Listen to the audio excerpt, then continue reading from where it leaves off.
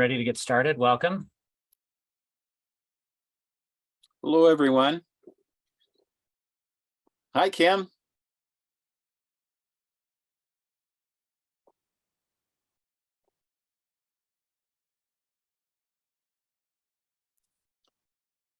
Well, we're all glad you're, I'm there she is. Anyway, I'm glad you're here, and we have a few more people that will probably be joining us in just a moment or two, but we're going to go ahead and get started. I'm Rick Roller, and tonight we're going to be working on some Utah law concepts. We're very glad you're here. We have questions that we go through and we talk about the questions, but at any time during this presentation, if you want to chime in with a further explanation on that particular question, or if you have a question on another topic that this reminded you of that you're a little bit confused on, now's the time to ask, because tonight we have me, Rick Roller, and of course Dan Naylor, who is our producer and the owner of the school and a superlative instructor. So you have two good instructors here working for you and making sure you're tuned up and ready to go in there and get a C- on a multiple choice exam. Okay. Okay. All right. So we're going to get into some Utah law concepts, and we're going to start right off, Dan, with our first question, which is, which of these administers the real estate licensing in our state? Which of these administers the real estate licensing in our state? Number one. Here we go. All right. Is it the Attorney General? Is it the Utah Tax Commission? Is it the Utah Legislature, or is it the Division of Real Estate? Now, we have the Division of Real Estate also regulates appraisers, and it also regulates mortgage lenders. And we have another aspect of state government that gets in our face every once in a while, and because they regulate title companies, and that's the insurance department. So the insurance department regulates title companies, and the Division of Real Estate regulates lots of people, appraisers for one, okay, real estate agents for another, and of course mortgage lenders. So so it's a bigger division, really. But there are lots of insurance agents besides just the title insurance aspect of it that we work with regularly. Let's go to number two, please. All right, a sales agent applicant has one of these in the last 3 years, it would likely cause their application to be denied. So what kind of reprobate are you can't get a real estate license? So which one of these applies? A misdemeanor for harassment, an infraction for possession of a controlled substance, an infraction for fishing without a license. That's real important in Utah. Or a misdemeanor for misrepresentation. Like you lied under oath or something like that, which probably would, in some cases that might be a misdemeanor. But anyway, out of these three, which ones do you think the division would be most concerned about? Well, the division wants agents that are truthful, and therefore it would be D, a misdemeanor for misrepresentation. You're a liar. They don't want any liars out there working with the public. That's the whole reason for licensing, is we want to protect the public. And so you have to be of good character. And if you have a misdemeanor for misrepresentation, you can't get a real estate license. Okay. So anyway, be careful out there. There are things that you can do that have nothing to do with real estate that could affect your ability to get a real estate license or to challenge your ability to keep a real estate license. So, you have to fight some of these things. Okay. Number three. Okay, T went out and completed the pre-license course on March 1, 2022. He passed the real estate exam in February 1, 2023. What is the deadline for him to submit his license application? Now, what I want you to do, if you want to jot this down, this will help you figure this out. But if you want to jot this down, once you've completed your education, you have 12 months to take the test. Okay, and now once you take the test, you have 90 days to apply for your license. So those are the two things I really want you to remember, not this date, which happens to be C, May 1st, or 2023. But you can get out a calendar and figure this out. But Dan, do you think you're going to see a question like this, or is it going to be more the 100 days and the 90 days? They usually do one with dates in it to try and make sure you know what they are. Yeah. But it's always going to be the 12 months or the 90 days after you take your exam. Right. Because this is about submitting your license application. Right. You had 12 months to get in and take the test, and you took the test. Now you have 90 days. So if you took the test on February 1st, you got March, April, May, with approximately 30 days a month. So, February in there, that makes it, it work out to May 1st, 23. Okay, so 100 days, 90 days after you've taken this test, excuse me, and 1 year after you finish your application to get in and take the test. Now, you're crazy if you do that, by the way. If you finish up at the school and you get everything done, get in right away and get your test out of the way, because whether you believe it or not, you only load a lot of this information into short-term memory. In fact, as you're walking out to your car after you pass the exam, you start forgetting things already, and so, which is one of the reasons why I started teaching real estate classes back in 1980. Because I'd passed, I got into business about 78, 77, 78, right in there. And I had a client ask me a question one time, and I knew that it was something I studied in real estate school, but I couldn't remember the right answer. And I thought, wow, if you really want to conquer this information and make it your own, you need to teach it. So I started teaching real estate classes back in 1980.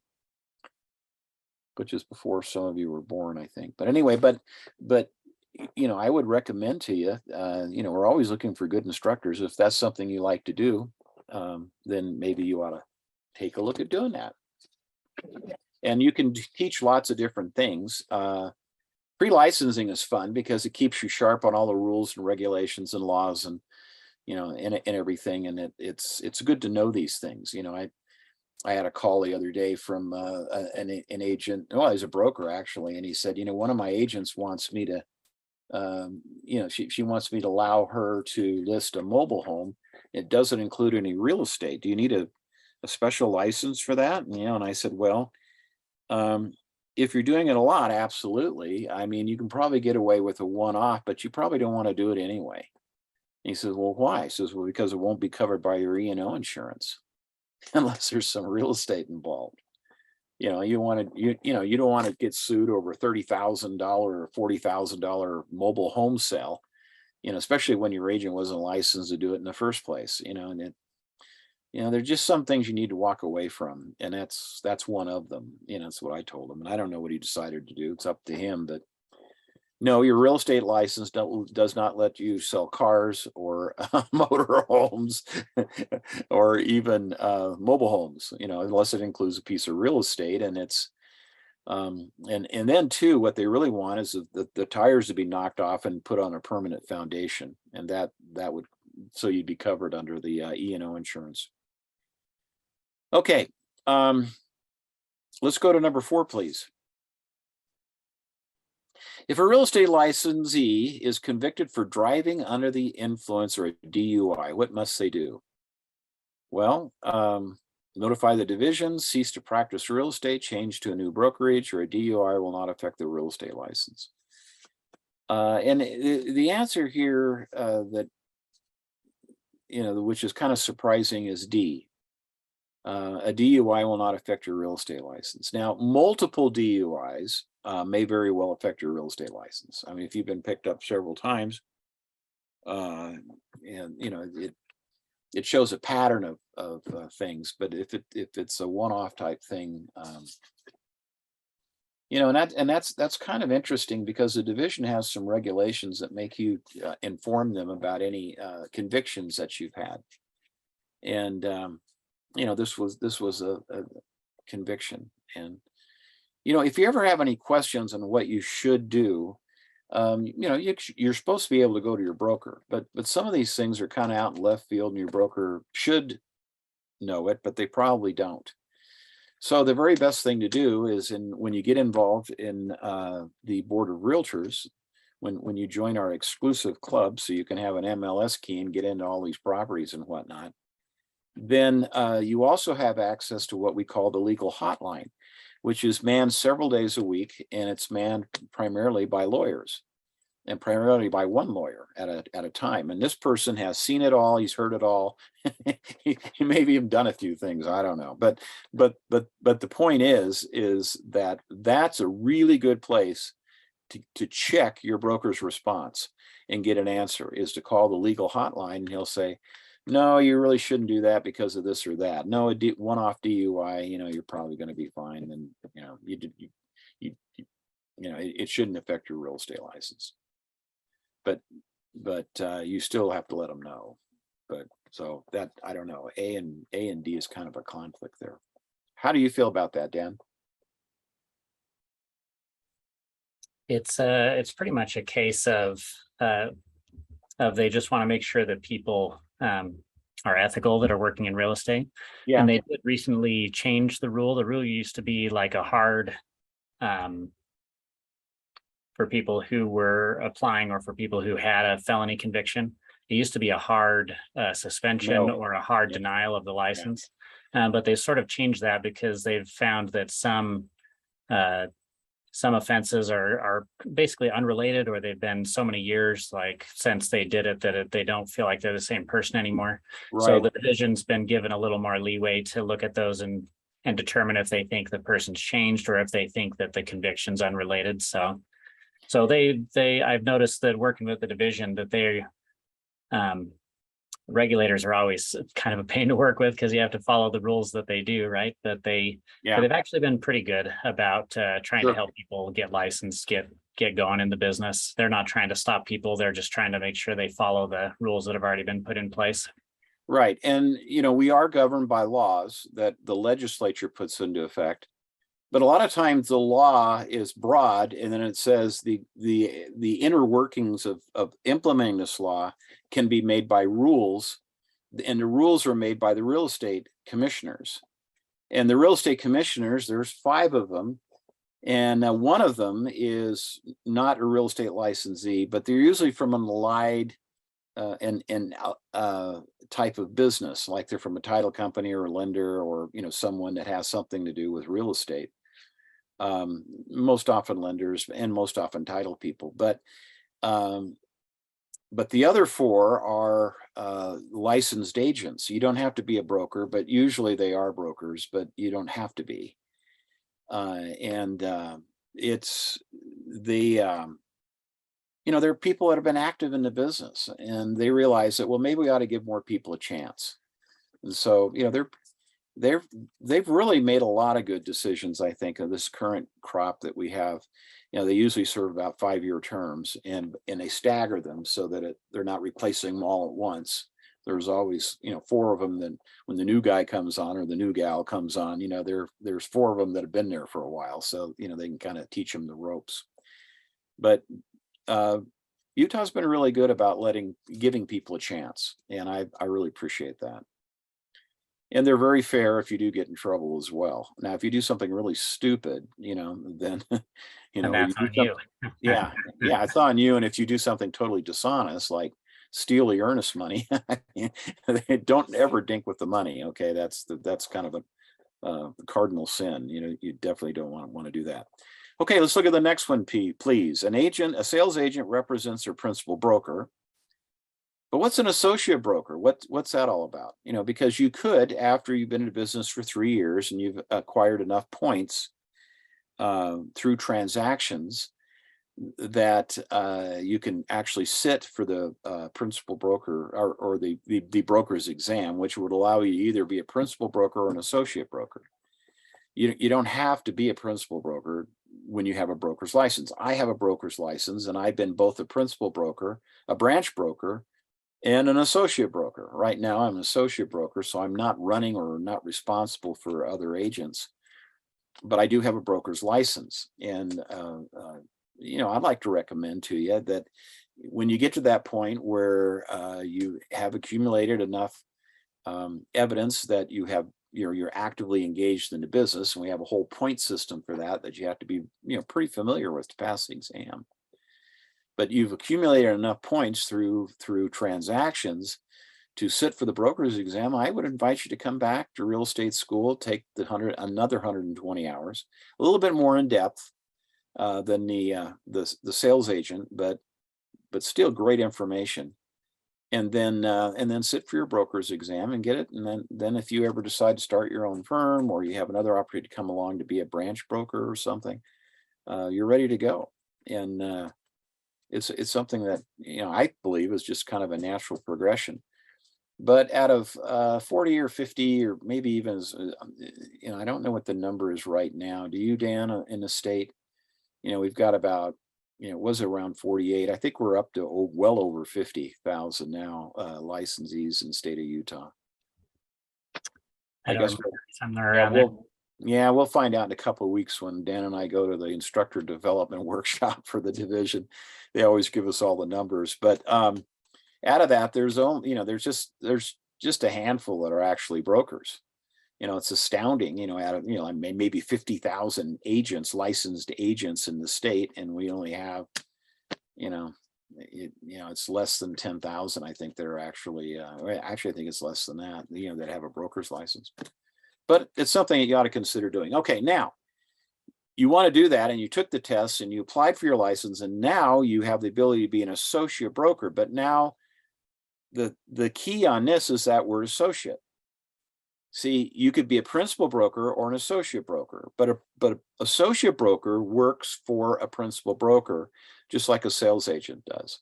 A sales agent must work for a principal broker, but an associate broker could, if they wanted to, start their own company and not have a broker above them. But this, as I have chosen to do, I work for a principal broker, even though I have a broker's license, which makes me an associate broker.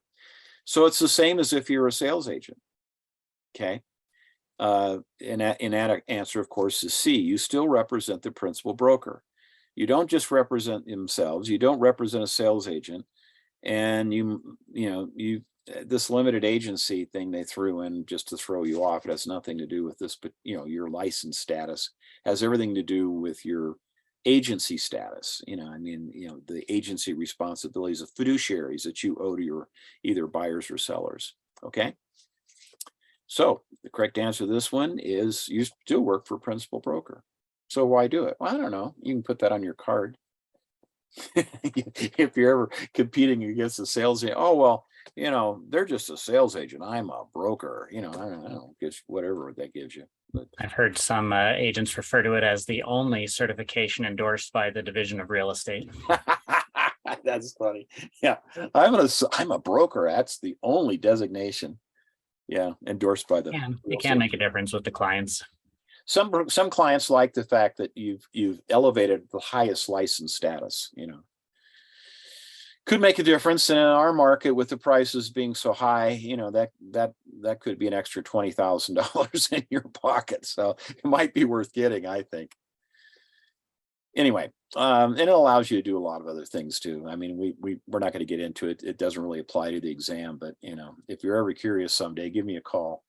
And we'll talk about all the other things you can do because you have a broker's license. Even if you don't want to sell anymore, you can do a lot of different things too. So, okay, let's do the next one, and that is number 6. If you apply for your license, but do not include a brokerage on your application with which you want to affiliate, what is true? Your application will be denied. Your license will be issued inactive status.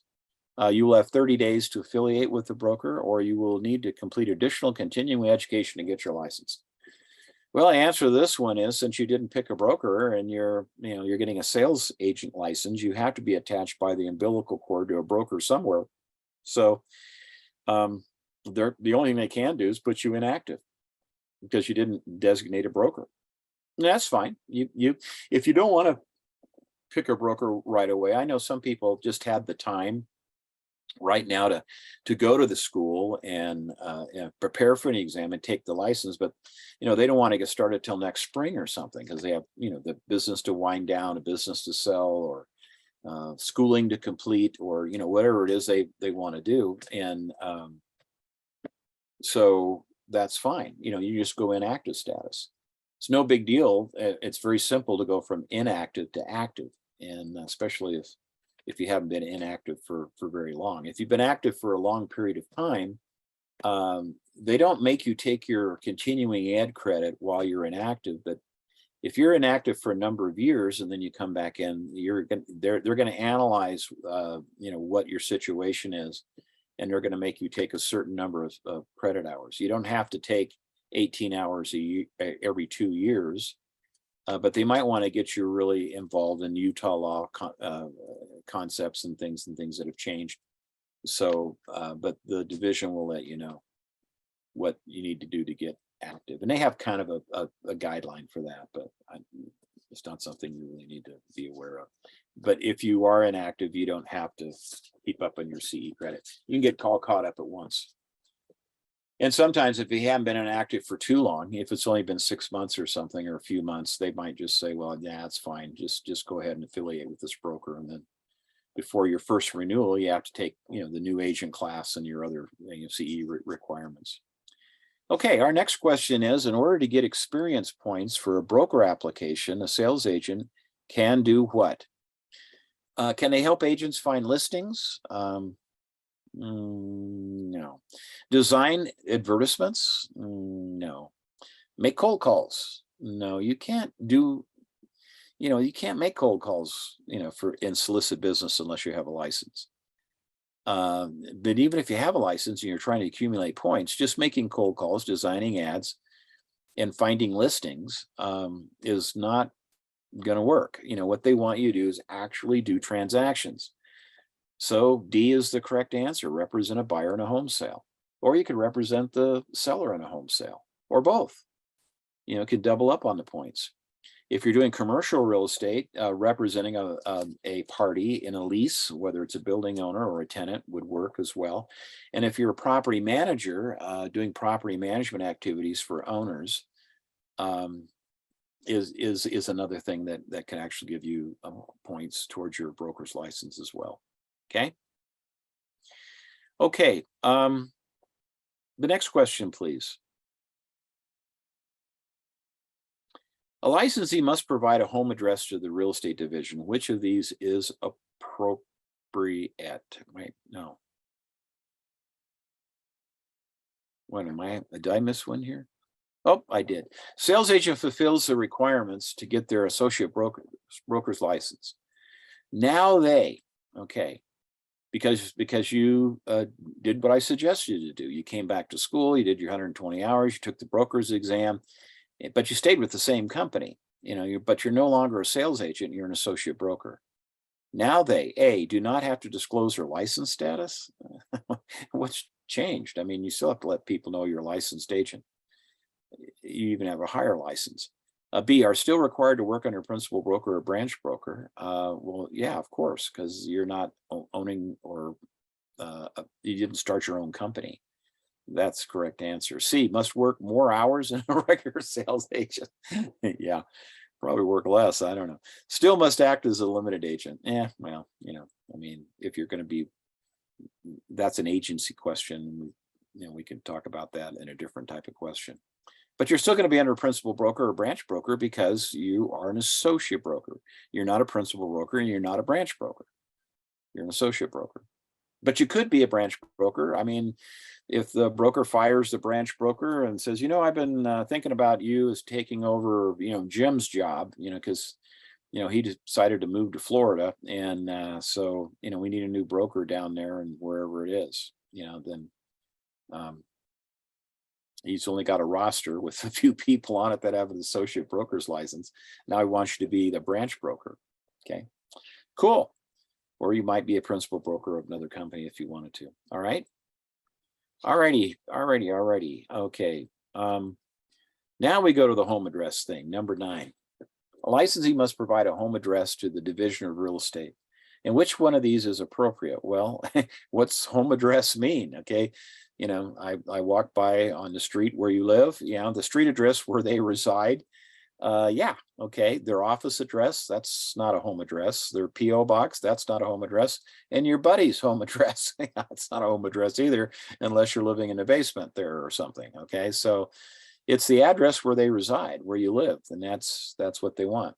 Now, they're not going to publish that. I mean, people can buy the list of licensees from the real estate division, and in order to solicit you to come to work for their firm, or to do loans with them, or maybe to use their home warranty company, or inspection, or photographs, or whatever, all the ancillary people that we work with, but that support us in our industry. But they can get that list. But if you don't want people to know what your home address is, which is probably a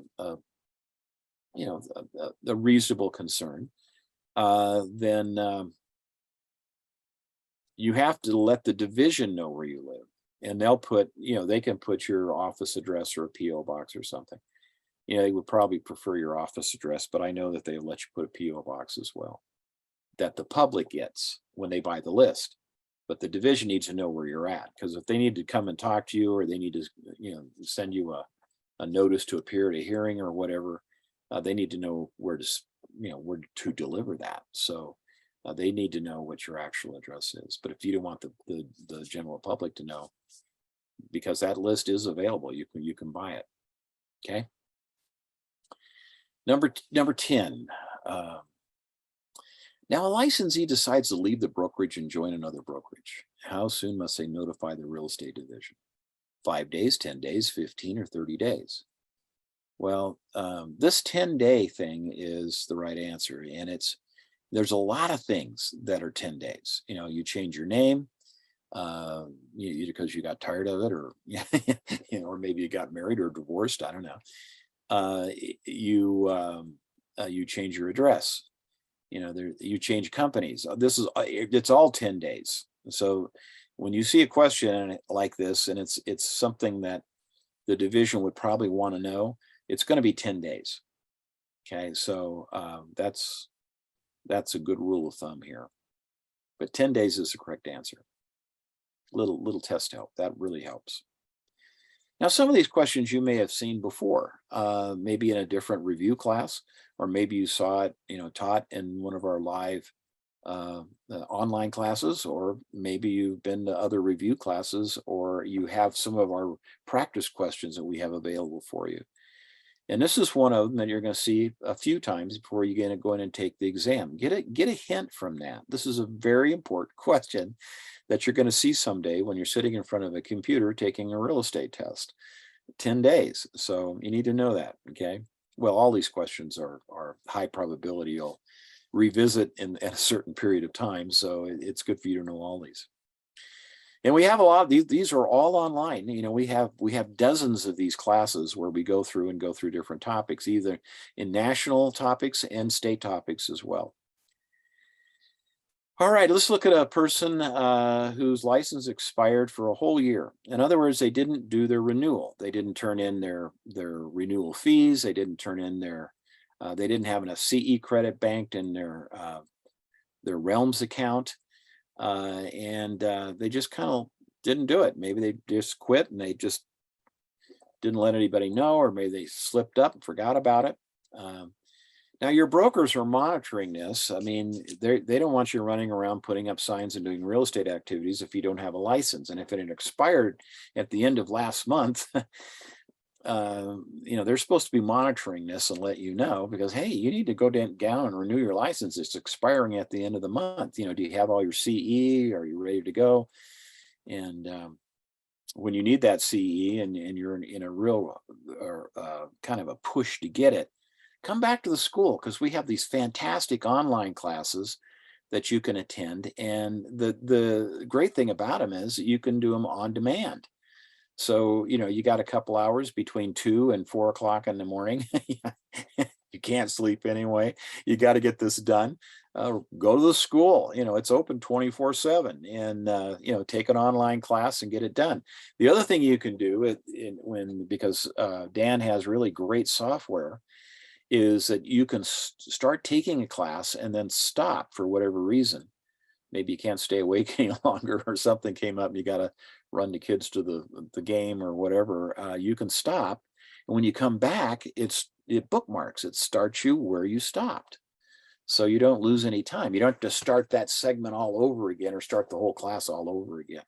Some schools have some pretty lame software, and you have to start it all over again from the beginning. That's lame, man. So come back and take our online classes. And then, of course, there's a lot of live classes you could go to as well. As a brand new agent, well, I guess what we ought to do is finish this question. If a license expired for a year, the agent has what, an additional 30 days? 60 days? Has 30 days to renew with a fine? No, you're cooked. You got to do it all over again, which means you've got to come back and take the whole schooling all over again. You've forgotten it all anyway, and most of it.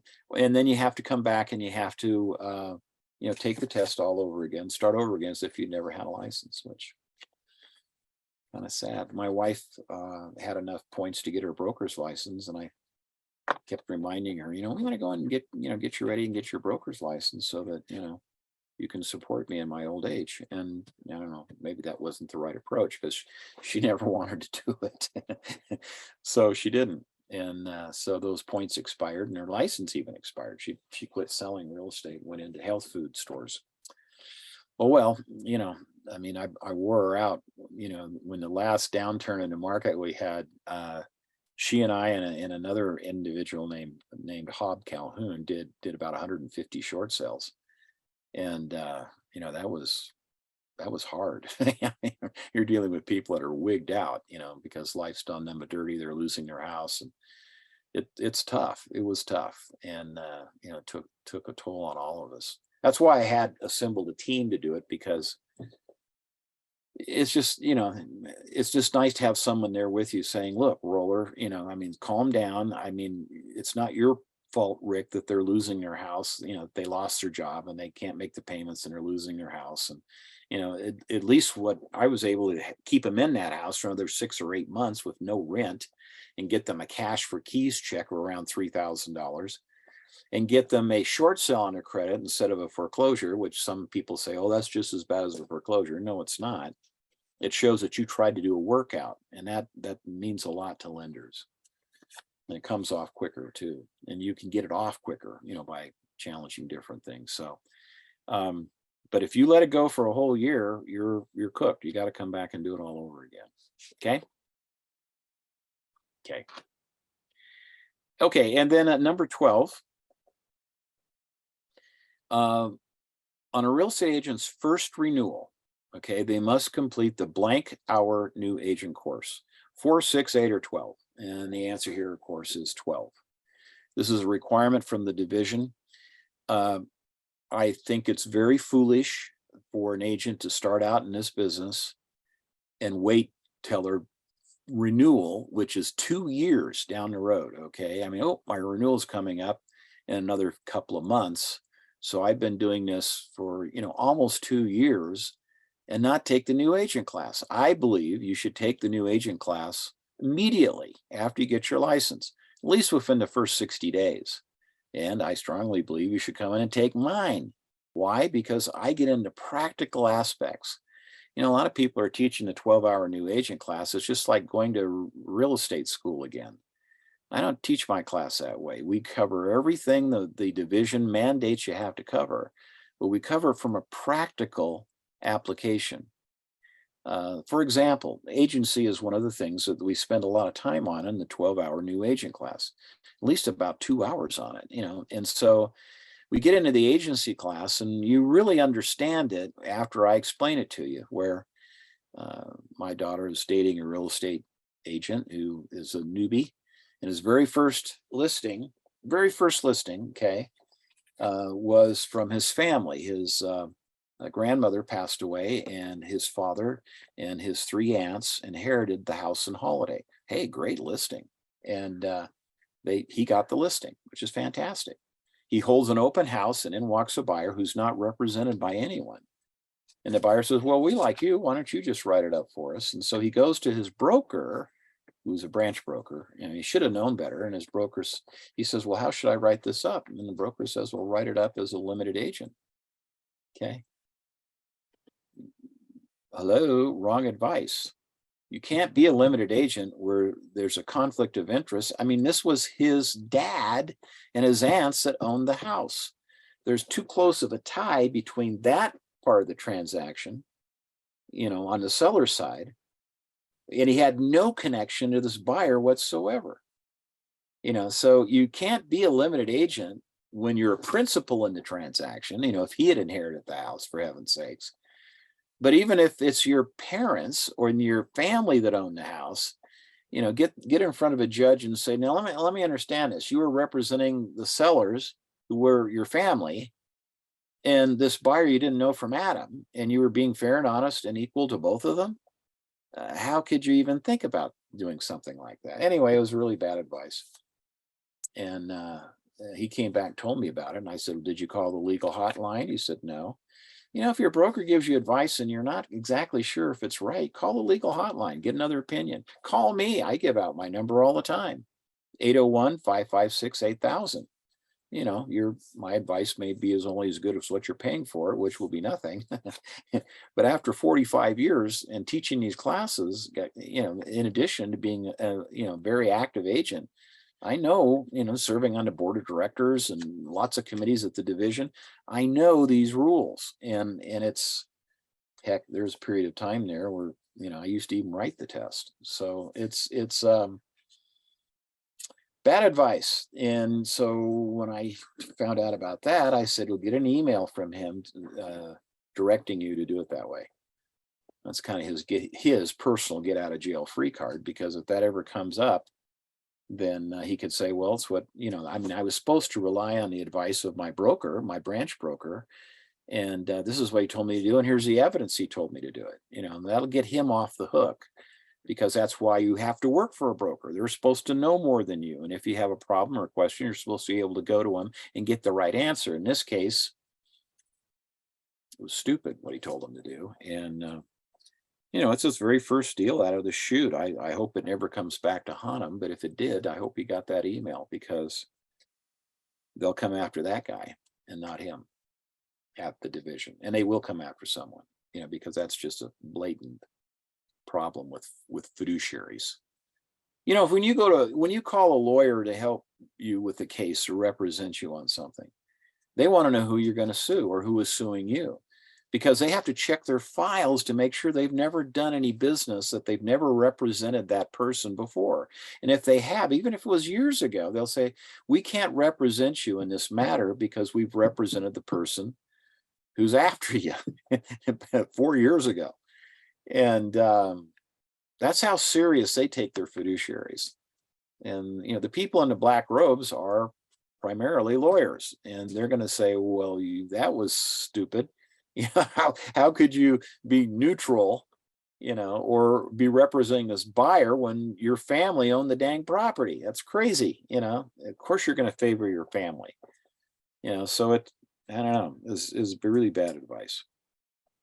So caveat, watch out who you let near your brain. And if you are working for a broker that constantly gives you bad, stupid advice like that, because you check it with the hotline, you called Rick, you called Dan, and they said, well, that, I'm not going to criticize your broker, but that's stupid. They told you. That's going to get you in trouble. You'll get a new broker. Yeah. Okay. That's the last thing you don't want. Okay. Kim, do you have any other questions on things that you wanted to discuss or talk about? Questions you have?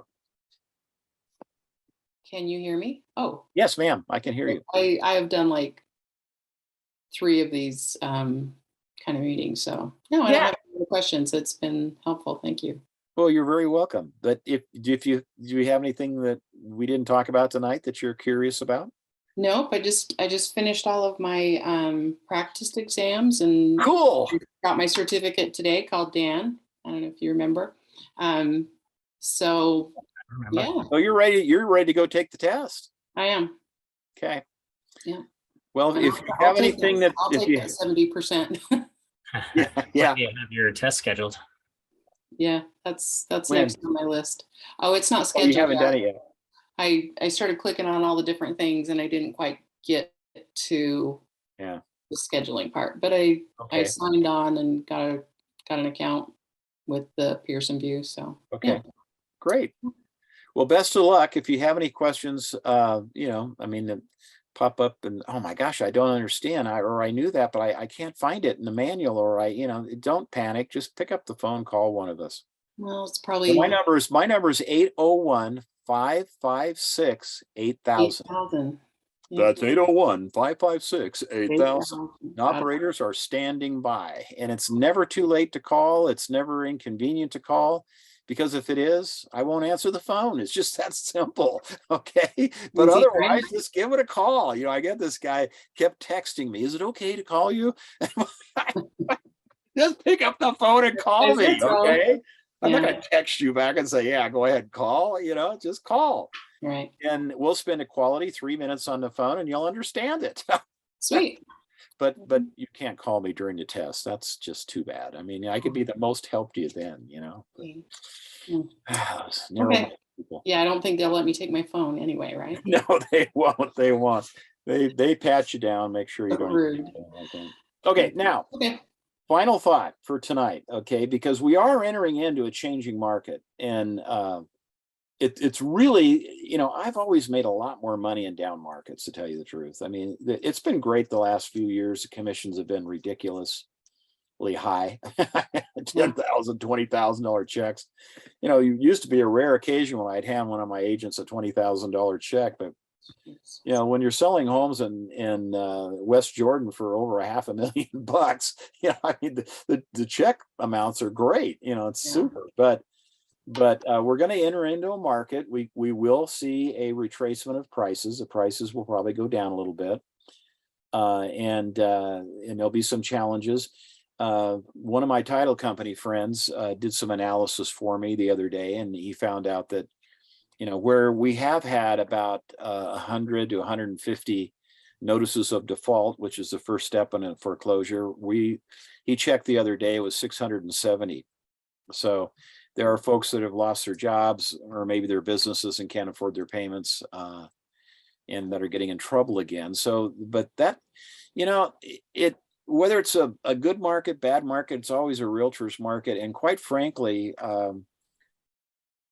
I focused a lot these last few years just on listings only, and the only buyers I've worked with are family or a seller I sold their house out from under them and felt like I better get them another place to live. But you know, just to work, you know, to solicit and try to find buyers and just work with buyers, it's not my bag, because these bidding wars have been insane. Yeah. You know, I've had agents, they complain, they say, well, Rick, you know, it's been really, really hard because, you know, I've offered on 10 different houses with this buyer, and we just can't seem to get a house. You know, we offer 5, 10, 15, 20, in one case, 50 grand over what they were asking. And we still didn't get the house, you know, and it was crazy.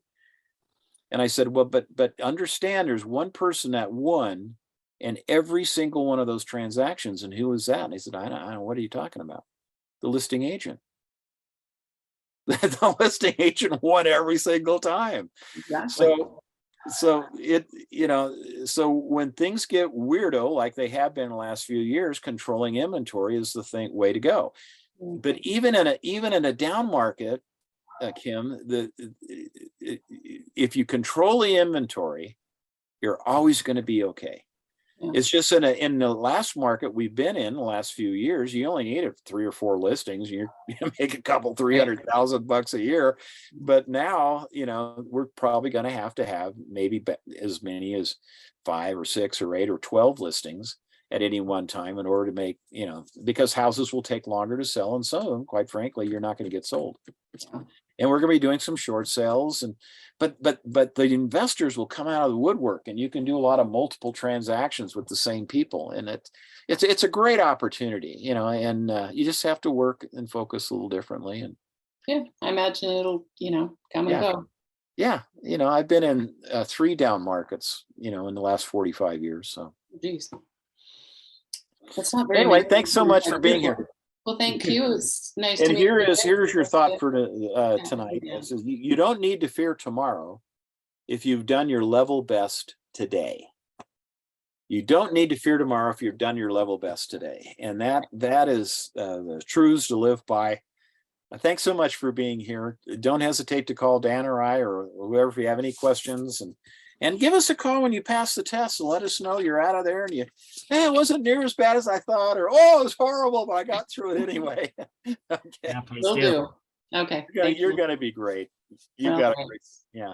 So I it's been appreciate a pleasure to have you here tonight. Thanks for being here. Talk to you later. Thanks, Dan. All right. Bye-bye.